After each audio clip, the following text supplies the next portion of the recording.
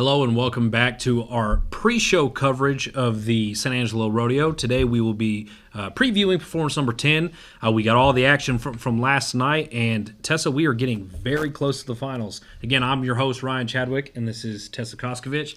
Tessa, what did you like most about last night? I'm going to be honest, the rodeo is always such a fun time of the year, but what I loved most about last night is seeing how many people showed up and showed out for Military Appreciation Night, and it really warms my heart. Oh, yeah. It was good stuff all around. We saw a bunch of leaderboard changes, saw a lot of fast rides, saw a lot of high-scoring rides, but we will get into all of that action after a quick word from Whataburger. The Honey Butter Chicken Biscuit at Whataburger, available from 11 p.m. to 11 a.m. Only it's not that time right now, so it's not available. Instead, we must sit here until 11 p.m. watching footage of the flaky, crispy, buttery goodness that is the Honey Butter Chicken Biscuit. Once again, our desires are denied by, ooh, look, the Honey Barbecue Chicken Strip Sandwich. That'll hold us over till 11 p.m. What a burger. All right, Tessa, so let's just get right into last night's action. We had a bunch of good rides and scores, of course, but the one area that we didn't really see much change was, the rough stock, the saddle bronc and the bareback. Yeah, no, we didn't see too many changes. We saw a lot of great rides, just nothing to write home about, nothing that took the leaderboard by surprise. Right, yeah, I don't think we saw any changes in that top five, but in the bareback we saw R.C. Landingham scoring 84. He was a leader on the night. Yeah, he's always an interesting cowboy to watch. And then, of course, the saddle bronc, we had a rider, Sanford, and then Gus Gaillard. They both put up 84.5s on the saddle bronc.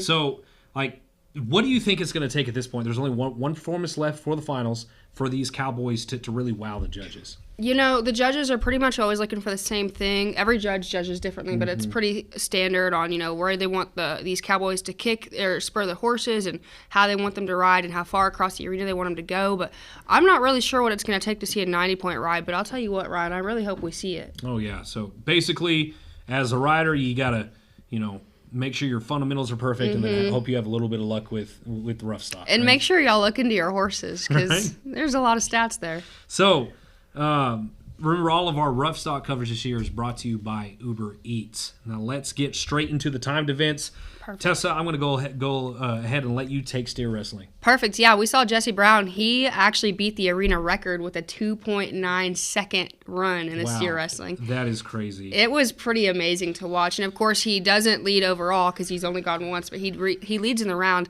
And it was, like I just had mentioned, an arena-breaking record. Yeah, you hear the crowd get loud sometimes when you see a good bull rider or a bareback, but it seemed like everyone. Right. It was just it's just exciting loud. to see records break. So, 2.9 seconds. It's like he started and then he was finished. Right. He went for it. Came out of the chutes and just went for it. Exactly. And Tessa actually interviewed him. So let's go ahead and get straight to that. Awesome. Hey, y'all, it's Tessa. I'm here with Jesse Brown. Jesse, you just broke a San Angelo record with a 2.9 in the steer wrestling. How does that feel? It's exciting. and just a lot of fun. So, walk us through that run. What clicked for you? When did you know you had it? I didn't know I was 2.9 until I seen the clock, but I knew I got a good start, and that steer was supposed to check, and I just had a great go, and my horse worked great and I had a great haze. So I knew there was a chance to be fast. I didn't really expect 2.9, but it ended up being pretty cool. You're currently number 5 in the world. Congratulations on that, by the way. Thank you. How does it compare to last year's seasons or any previous seasons for you? I usually have. this is one of the better starts I've had. So last year I had a really slow start, and this is a faster start, which is more fun. And this is one of the rodeos you want to do good at because it's 2 and short. It pays a lot. So if you can pick one to do good at in the winter, this is dang sure one of them. So the San Angelo Rodeo is quite a big success maker for you. It is, and for a lot of guys, it's a big opportunity for anyone that wants to enter. So San Angelo pays a lot, and this, like I said, you want to do good. What got you into steer wrestling?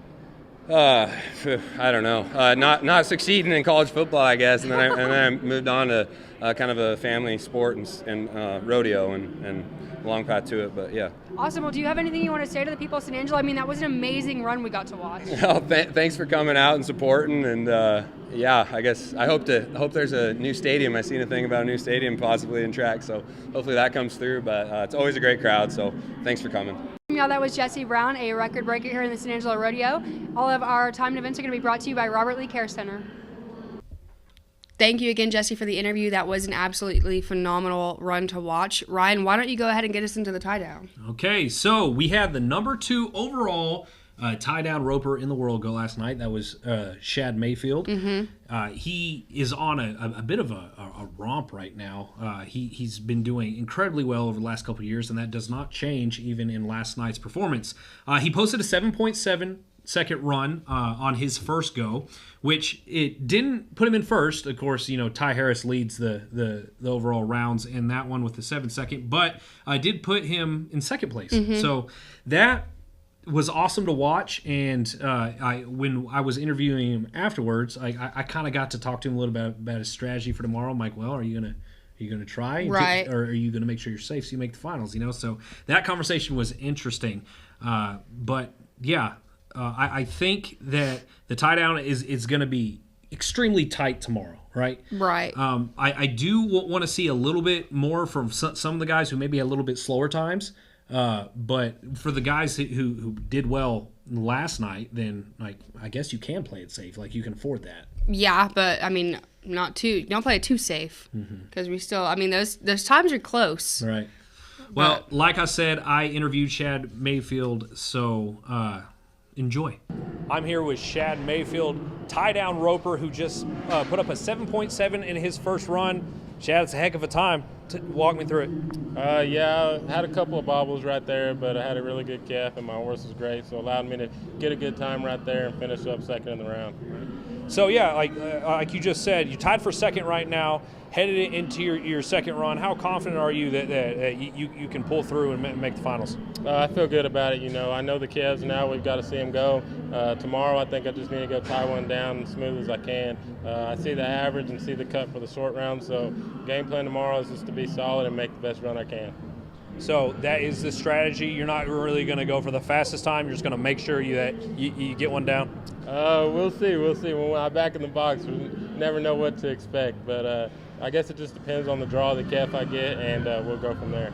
So you've had a heck of a run lately, right, in the last couple of years, currently number 2 in the world. Just talk about that and just tell me your feelings on just how you're competing at the highest level and you just continue to excel. Yeah, I was raised to do this. Back at growing up when I was little, roping with my dad, we knew that we had to go out and be the toughest. And all the little ropings I used to go to, I had that competitive edge that I wanted to go out there and be the best. So I've always had some great seasons leading up to this, and I just get out there and I want to do my best and finish as high as I can. So that's our goals. Right. And this one's more for the fans, but how do you feel about that nickname, Chad Money Mayfield? Hey, I don't know how we got started up on that, but it stuck pretty good. I enjoy being called that. All right, man. Well, good luck in the next round, and hopefully we see you back here for the finals. Again, this has been Shad Mayfield, just posted 7.7, currently in second in the tie-down roping. And all of our timed event coverage this year is brought to you by Robert Lee Care Center. And remember, all of our timed event coverage is brought to you by Robert Lee Care Center. Tessa, take us in a breakaway.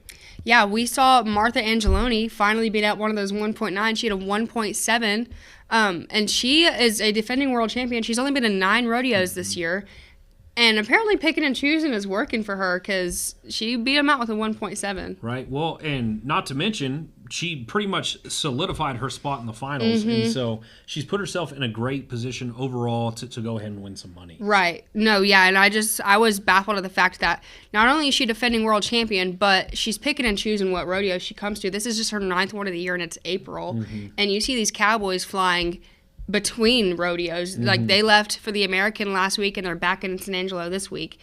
And she's picking and choosing, and she just took first place. It's really working out for her. No, it's working out for Martha. Chadwick, why don't you go ahead and get us into barrel racing? So we saw a familiar face do well tonight. We had some great times. We saw a bunch in the 14.5, 14.3 range, but we saw, like I said, a familiar cowgirl, Jimmy Cox. So she posted a 14.05. She's led this rodeo before. She always brings it, and she brought it again. So, like I said, she was one of the last ones to go last night, and she finished with the 14.05. So that was one of those. It was fun to watch. We saw a lot of barrels get tipped over, but it's getting so tight now. And I'll stand by my original statement when I said earlier that I think we're going to finally see a sub 14. We got one more performance. We're getting close to it. To prove that before the final start. But yeah, that was something else. But into the bull riding, Tessa, take this one away. Yeah, we had 3 qualified rides last night, the first of which being the very first ride of the night, which I think we have yet to see this far into the rodeo. Right. I keep throwing shots at these bull riders, and they're trying their best. It's so hard to, I can't even imagine. I could never, but it's just easy.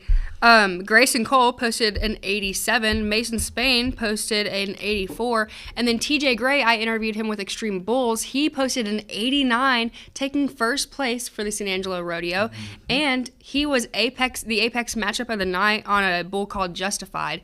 That was the first time this rodeo season of San Angelo that we have seen the apex matchup of the night work in the Cowboys' favor. It's usually one of those that it gets hyped up and the guy makes it. And I'm not throwing any shade at the Cowboys.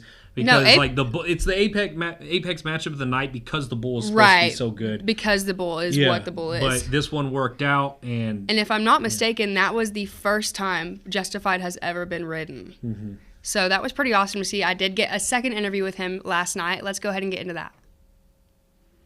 Awesome. Hey, y'all. It's Tessa. I'm here with TJ Gray. TJ, I interviewed you Sunday, and you just took first place in the San Angelo Rodeo with the bull riding. How are you feeling right now? I'm feeling great. I can't be more excited to be moving on to Friday. I've never made it to the short round here, so coming and getting to ride here again Friday, I'm pretty excited about it. And it looks like that 89 just scored you a pretty good chance at winning our rodeo. It's definitely a good start to it. I'll have to stay on again Friday, but it'll sit pretty good for the long round. Walk us through that ride. Did you know that you were going to score what you did? I didn't know. I knew it was a good bull. I didn't know how good he was, and I was just trying to. I guess there was quite a bit of work into there. He felt good and he packed good, but I had to stay engaged the whole time, so I guess I wasn't really paying attention to how hard he was bucking. Did you know anything about your bull before you got on him? I sure didn't. I don't really learn him too well, but he's an old bull. He's real old and he's been around a while, so I knew his name, knew he should be good. Apparently being old is what it takes, because he got you an 89. Yeah, them old bulls can still buck. What's the road ahead look like for you if you win the San Angelo Rodeo? Either way, you just kind of, whether you are doing good or doing bad, you just got to keep going, and don't really let the outcome affect how you plan your rodeos. So from here, it'll just I like to take a little slower spring, but just keep rodeoing. And it doesn't really pertain to you, but I have to know, when you're going up against rodeo royalty, does it make you any more nervous, or do you want to try all that harder, like not against Stetson Wright? You just want to be, I guess, competitive, you know. I don't make you nervous or nothing. Maybe when you're young, you're 18, you know, right. You kind of have to get used to it for a while. Rookies, yeah, but after a while, it's just, if you're an athlete, you're competitive and you're trying to win no matter who's there. Okay, awesome. That has been TJ Gray. He just took first place at the San Angelo Rodeo in bull riding with an 89-point ride. All of our bull riding is going to be brought to you by Alpha Paving. Thanks again for another interview, TJ. And remember, all of our bull riding coverage is brought to you by Alpha Paving. Tessa, we got performance number 10 in a couple hours. Let's go ahead and preview it. Yeah, so starting off with the bareback, starting off strong, we've got Dean Thompson. He is going to be number 3 in the world. Clay Jorgensen, he is number 8 in the world. And Taylor Broussard, he is number 15 in the world. Ryan, take us straight into bulls. Okay, we got Riley Johnson. He's currently number 6 in the world. We got Kai Hamilton, number 7 in the world. We saw him in Extreme Bulls. That's the Australian that all the girls are crazy about. And then, of course, we got the number 1 bull rider in the world right now, Wasey Shala. We also saw him in Extreme Bulls. I hope his shoulder's good enough for him to go. I hope it is, but I don't want to see that kid go out there and push himself past his limits, just trying to please us. Hey, he's cowboy tough, so we'll see. Tessa, we got Saddle Bronc left. Preview that. Yeah, so starting off, we've got Talon Elshier. Thane Elshier's little brother. Thane is currently sitting at 4th in the San Angelo Rodeo. And then you guys get this. We have got Ryder, Statler, and Stetson Wright coming in with the Saddle Bronc tonight. Last night we saw Stetson in the bull riding. He, unfortunately, I'm sure he underperformed. He didn't get what he wanted, and that's okay. Bulls are tough. But we have got the 3 brothers competing against each other in tonight's show, which is going to be super exciting. I do like that they're in the same round too. I do too. No, I'm super stoked to see what happens there. See who we get to pull for an interview. Right. And then Sage Newman's going to be number 7 in the world, and Zach Dallas is number 9 in the world currently. Yeah, and so I just think it's going to be some good stuff overall. No, I'm excited. We are right on the precipice of those finals, so it's almost like if you haven't shown up yet, this is your last chance. Show up and show out. But before we get into the scores, let's hear a word from 3D Plumbing. 3D's Plumbing has served the Concho Valley with excellence for over 3 decades. Their team of highly skilled plumbers is well equipped to handle everything from routine maintenance to complex emergency repairs. 3D's Plumbing understands that your home's comfort and safety depend on a well-functioning plumbing system, and they're here to ensure it runs smoothly. When you choose 3D's, you're not just hiring plumbers. You're welcoming a team of experts into your home who genuinely care about your peace of mind. Remember, one call does it all. Thank you, San Angelo. You mean they're not correct? No, I said they are correct. Oh. Are you ready? All right, here are the scores through Performance 9. In the bull riding, we have a new leader, TJ Gray. He posted an 89-point ride. We now have a tie for second between Dustin Bouquet and Grayson Cole, who also went on Wednesday night. In third place, we have T. Parker with an 86.5. Fourth place, we got Luke Casey Morris, who posted an 86. And in fifth, we got Elijah Mora, who scored an 85.5. On to the bareback. In first place, we have Sage Allen. He posted an 89. In second place, Cole Reiner. He scored an 88. In third place, we have Cole Franks. He posted an 87.5. And then we have a tie for fourth between Jess Pope, Tucker Caricato, and Mason Stoller, who all had an 87. On to the Saddle Bronc. In first place, Logan Hay. He posted an 87.5. In second, we have Blaze Freeman. He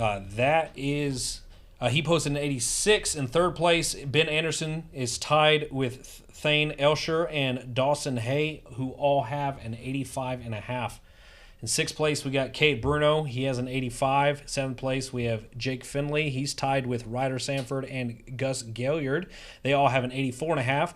Those last two names went last night. And then in 10th, we have Darcy Raydell. He had an 83.5.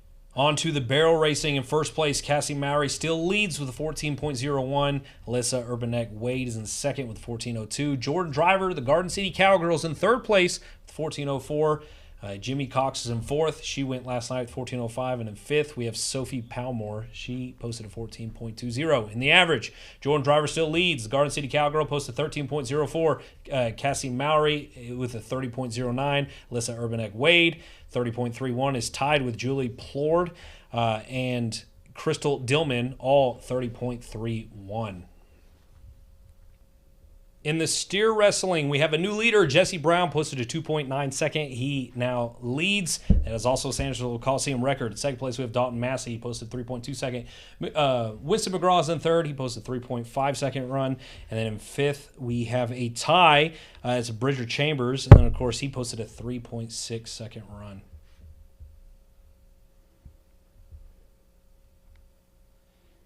In the average, Mike McGinn still leads. He's 7.2 seconds on 2. Second place, we have Dakota Eldridge, 7.3 seconds on 2. Bridger Anderson is in third with a 7.5 seconds on 2. Dalton Massey's in fourth, 7.6 seconds on 2. And then, of course, in fifth place, we have Hunter Cure. He's 7.7 seconds on 2. On to the tie down. In first place, Chance Fleming leads the average. This is the 2-run time, 17.1 seconds on 2. Garrett Jacobs is in second with 17.3 seconds on 2. Cody Mahaffey's in third with 17.6 seconds on 2. And then we have a tie for fourth between Andrew Burks and Roy Lee. They went 18.1 seconds on 2. In the team roping, the duo of Schmidt and Woodfin lead the average with 8.6 seconds on 2. Trinery and Yakwo, they are at 8.7 seconds on 2. Dees and Flake are 8.8 seconds on 2. The duo of Buckaloo and Harrison are 9.1 seconds on 2. And then we have a tie for fifth, and that duo is going to be Oldfield and West, tied with Wheats and Walker. 9.2 seconds, fifth place. In the breakaway, this is the average. Bailey Bates leads all Cowgirls to 3.8 second on 2. Jenna Dalen is in second with 4.0 seconds on 2. Man, that is fast. Third place, Jordy Edens, 4.1 seconds on 2. Fourth place, Shaylee King, 4.4 seconds on 2. And then fifth place, Christy Stewart, 4.8 seconds on 2. And that is your scores.